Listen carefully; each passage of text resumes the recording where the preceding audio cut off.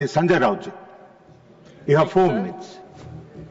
4 minute है। बाप रे, बहुत दिया सर, इतना मत दीजिए सर, बहुत दिया। 16 घंटा चर्चा है और 4 मिनट दे रहे हो आप।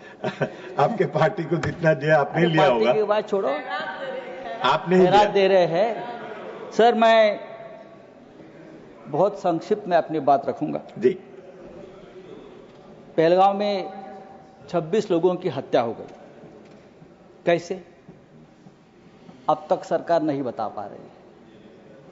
पूरा कश्मीर गृह मंत्रालय के अधीन है।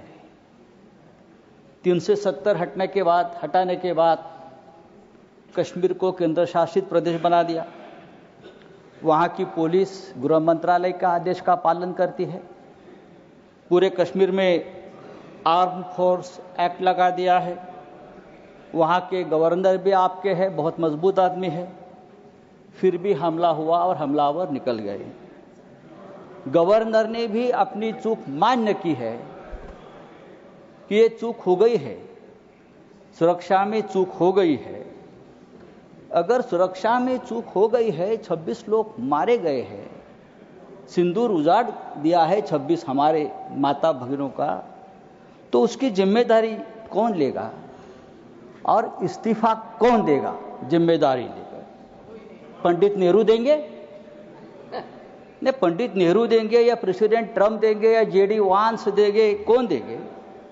इस्तीफा देश के गृह मंत्री ने देना चाहिए, ये उनकी जिम्मेदारी है सर। इस देश में 24 घंटे में उपराष्ट्रपति का इस्तीफा लिया जाता है क्योंकि आपके बात मानते नहीं। लेकिन 26 लोगों की हत्या होने के बावजूद किसी का इस्तीफा नहीं, किसी से माफी नहीं। ये इस देश की स्थिति है।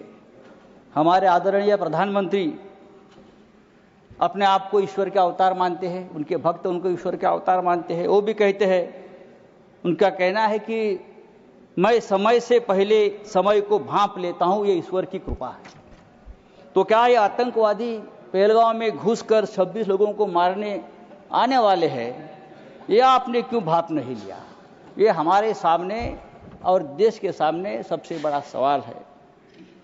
मैं कांग्रेस के हमारे जो नेता है उनसे कहना चाहता हूं, मेरे बाजू में बैठे हैं, यहां कल से मैं जो बड़े बड़े भाषण सुन रहा हूं, चाहे राजनाथ सिंह जी हो, चाहे हमारे विदेश मंत्री हो, चाहे नड्डा जी हो, सबको पंडित नेहरू की बहुत याद आती है।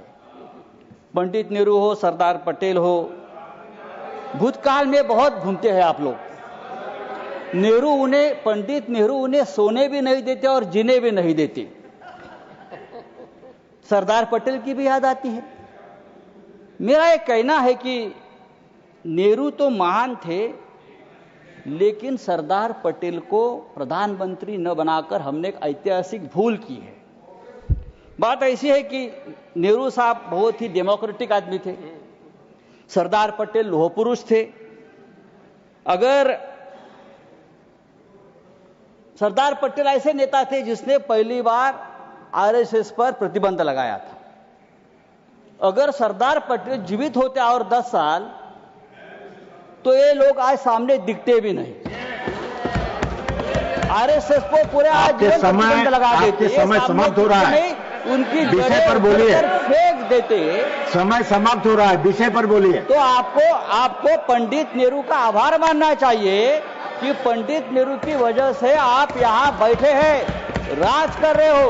ये पंडित नेहरू की मेहरबानी है। अगर सरदार पटेल प्रधानमंत्री होते तो आज आप हमारे सामने सत्ता में हो या देश में दिखते नहीं, उखाड़ कर फेंक देते।